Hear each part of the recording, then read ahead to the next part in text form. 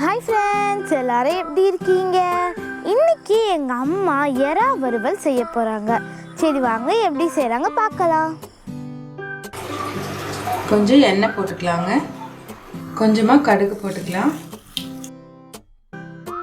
ஒரு 2 வெங்காயம் அரிஞ்சு வச்சுருக்கேன், அதையும் சேர்த்துக்கலாம்.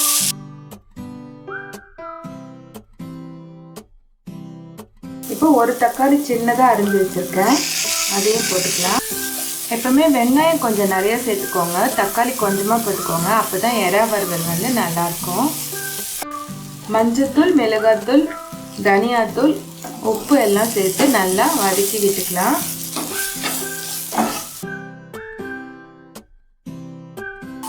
இப்போ எறாவை போட்டுக்கலாம்.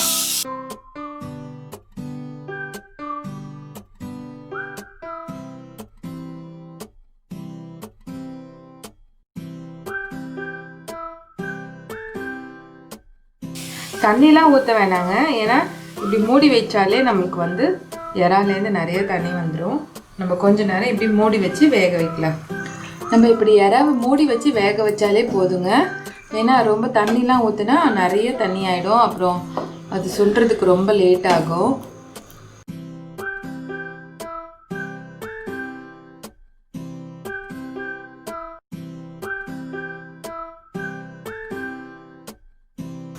அவ்வளோதான், இந்த தண்ணிலாம் கொஞ்சம் ட்ரை ஆகட்டும். அதுக்கப்புறமா நம்ம கருவேப்பிலெல்லாம் போட்டுக்கலாம்.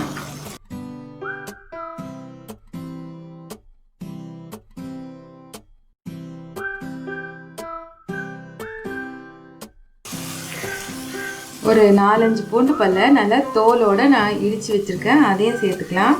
இந்த மாதிரி வறுவலுக்கெல்லாம் இந்த மாதிரி இடித்து போட்டிங்கன்னா நல்லாயிருக்கும். 1 ஸ்பூன் சோம்பு தூளும் போட்டுக்கோங்க.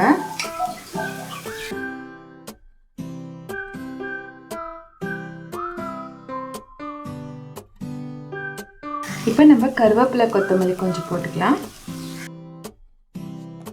அவ்வளோதான், நம்மளோட எறா வறுவல் ரெடி ஆயிடுச்சு. இந்த வீடியோ உங்களுக்கு ரொம்ப பிடிச்சிருக்கோம் நாங்கள் நினைக்கிறோம். இந்த வீடியோ உங்களுக்கு பிடிச்சிருந்துன்னா நீங்கள் கண்டிப்பாக அந்த சப்ஸ்கிரைப் பட்டனை அமுத்துங்க. அப்போ தான் நெக்ஸ்ட்டு போடுற வீடியோலாம் உங்களுக்கு வந்து சேரும். தேங்க்யூ, பாய் பாய்.